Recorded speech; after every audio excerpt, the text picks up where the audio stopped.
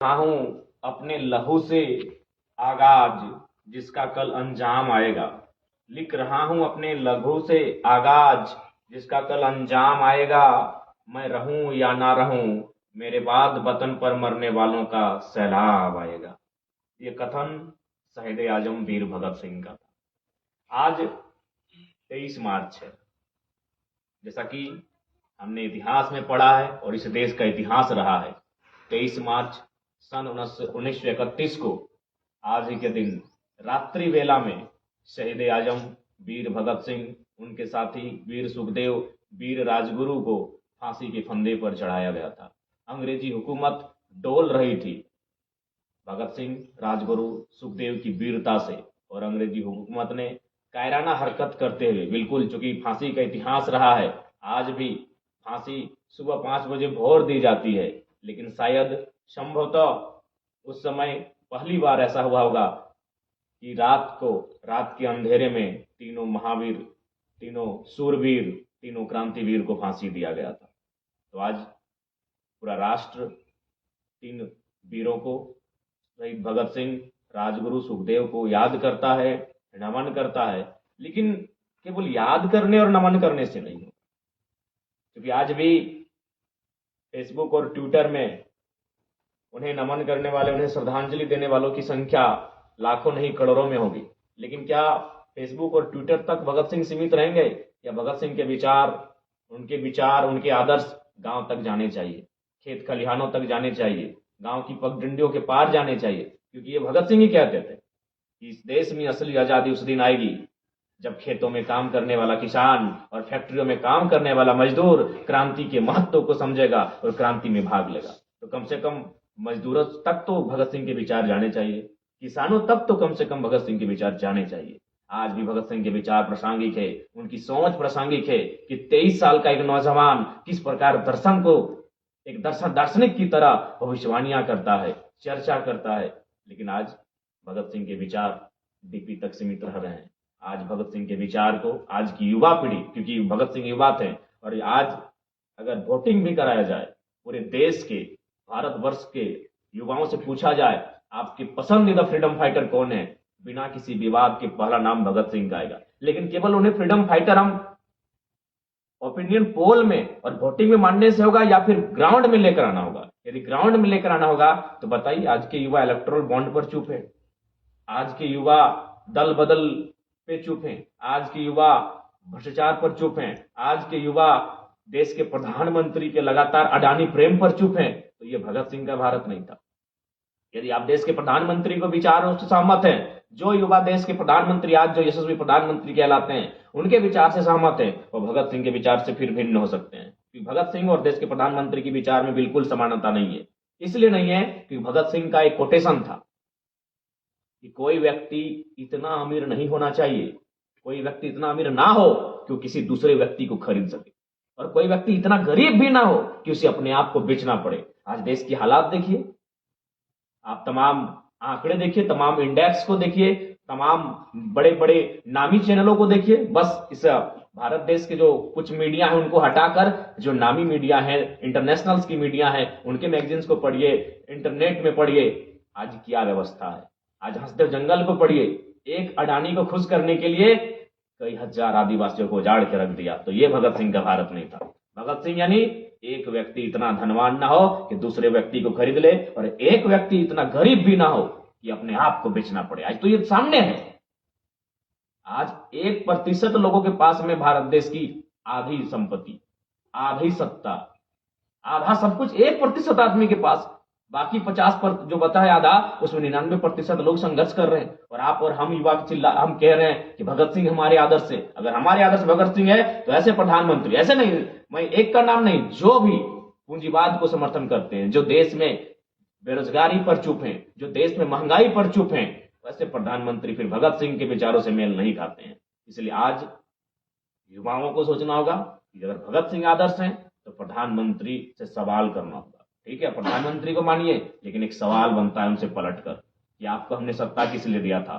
India Pakistan के लिए, मंदिर मस्जिद के लिए, या फिर भगत सिंह के विचारों का भारत बनाने के लिए? भगत सिंह का विचार यानी अंतिम व्यक्ति तक, किसान तक, खेत खलिहान तक, गांव तक, वहां विकास की किरण पहुंचे, अंतिम व्यक्ति तक विकास की किरण पहुंचे। आज कहाँ है अंतिम व्यक्ति? उनका एक कोटेशन याद आता है कि यदि हम आजादी मान के चलिए, आजादी हम अंग्रेजों से छीन भी लिए, लेकिन वह आजादी अगर कुछ गोरों से छीनने के बाद भारत कहीं भोरों के हाथों में चला जाए तो क्या होगा फिर? भगत सिंह की चिंता आज 1931, आज है 2024, यानी लगभग 93 साल पहले भगत सिंह ने यह चिंता किया था। जो अडानी का साम्राज्य आज हम देख रहे हैं, ये जो महान यशस्वी प्रधानमंत्री अडानी के हाथों में देश की पूंजी को धकेल रहे हैं, ये कल्पना भगत सिंह ने आज से 93 साल पहले ही किया था कि आजादी तो हम गोरों से छीन लेंगे, लेकिन भारत के ही मोटी तोंद वाले भूरों के हाथ में चली जाएगी। उनके कहने का मतलब है 10% अमीरों के हाथों में चली जाएगी। आज सामने है, आज सामने है। आज आप उस चीज से भाग नहीं सकते हैं, आज आप उस चीज से बिल्कुल भाग नहीं सकते हैं। आज हम इसलिए खुश हो जाते हैं, विशेषकर युवा पीढ़ी, इसलिए हम खुश हो जाते हैं कि रेहाना को किसी ने नचवा दिया, लेकिन 74 करोड़ रुपया वसूला था साथियों, 74 करोड़ रुपया वसूली किया था रेहाना ने। अभी किस देश में, जिस देश में 36 लाख लोग इलाज के अभाव में मर जाते हैं, और आप और हम कहते हैं हम भगत सिंह को मानते हैं, सवाल भी नहीं कर पाते हैं। भगत सिंह पहला काम सवाल करते थे कि बिना तर्क किए, बिना बहस किए किसी की बात को मानना एक प्रकार की गुलामी है। ना आपने तर्क किया, ना आपने बहस किया, आज आपने स्वीकार कर लिया।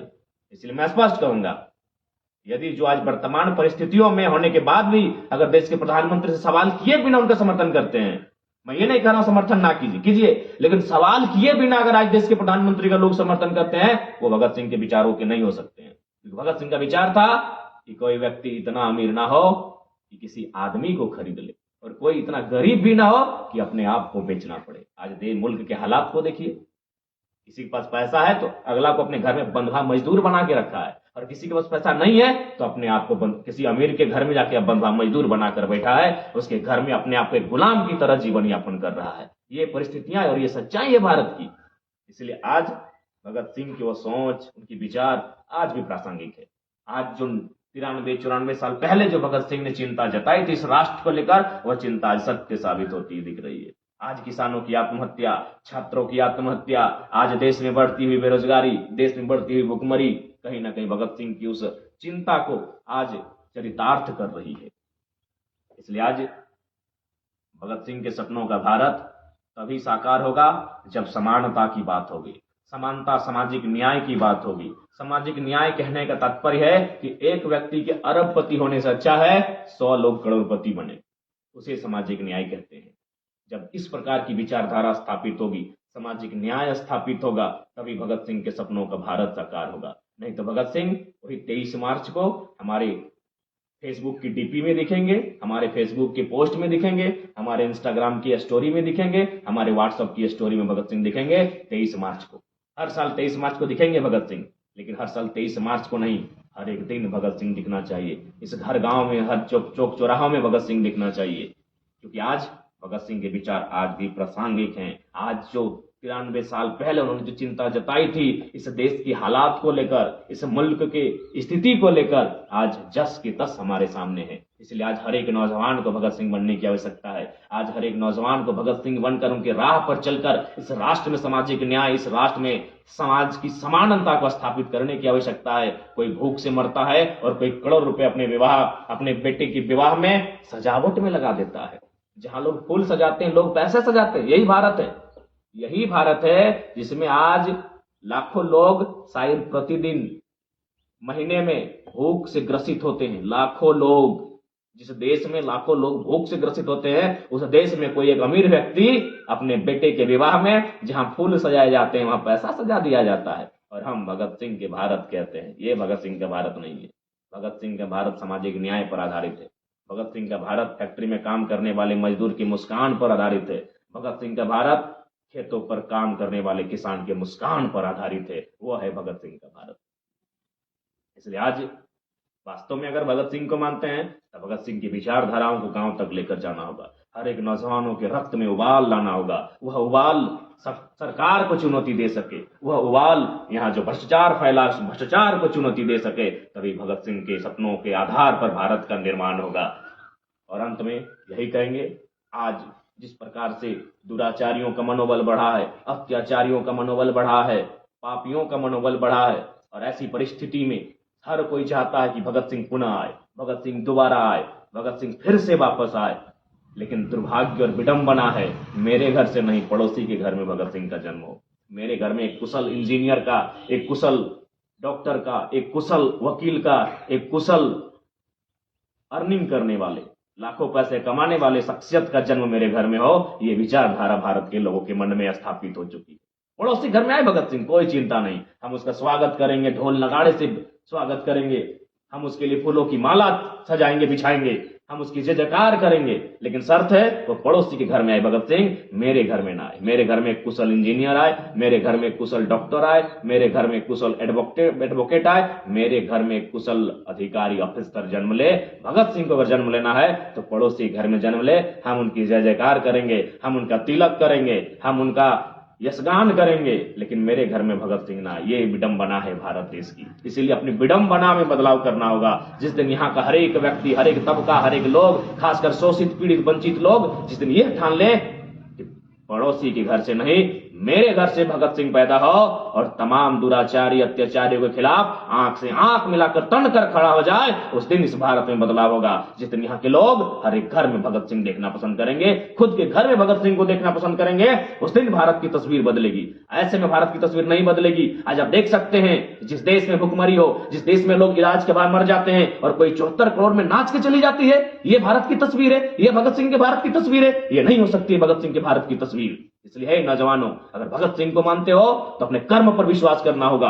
आज भगत सिंह खुले मंचों पर उनके किताब को पढ़ी, उन साफ साफ कहते हैं कि जो युवा हर बात पर, छोटी मोटी बड़ी बात पर ऊपर वाले का सहारा देते हैं, उसको चढ़ावा देते हैं, मैं उन्हें नामर्द मानता हूं। ये भगत सिंह का स्टेटमेंट था कि कुछ करना है तो ऊपर वाले की भरोसे, आप अपने कर्म पर भी भरोसा कीजिए, अपने हाथों की, अपने बाजों की शक्ति पर भरोसा कीजिए। ये भगत सिंह का कथन था। तो भगत सिंह के सपनों का भारत ऐसा नहीं होना चाहिए कि कोई 74 करोड़ 5 मिनट के डांस में कमाकर चली जाए।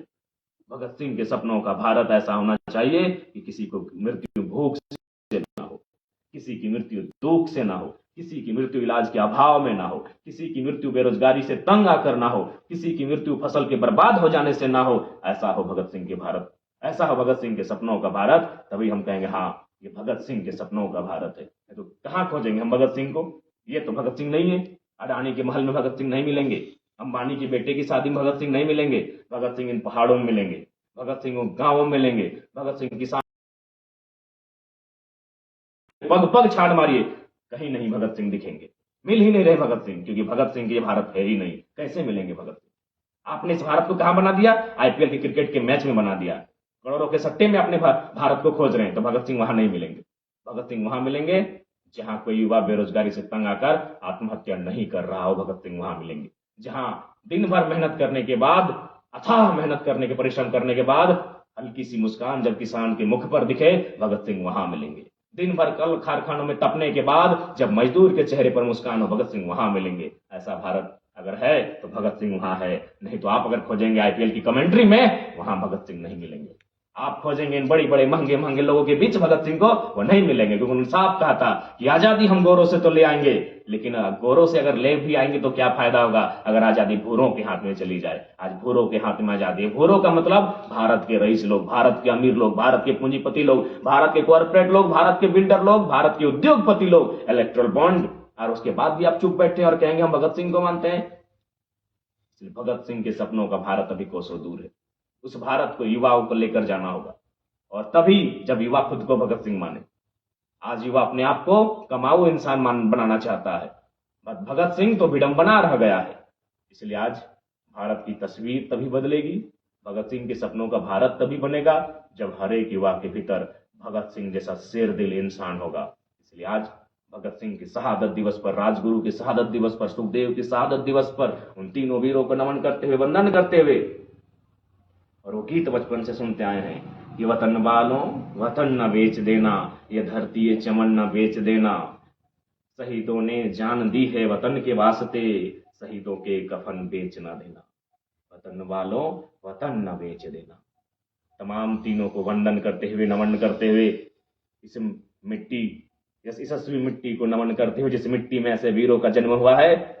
जय हिंद, वंदे मातरम। शहीद आजम वीर भगत सिंह अमर रहे, राजगुरु अमर रहे, शहीद आजम वीर भगत सिंह के तमाम साथी अमर रहे, राजगुरु सुखदेव अमर रहे।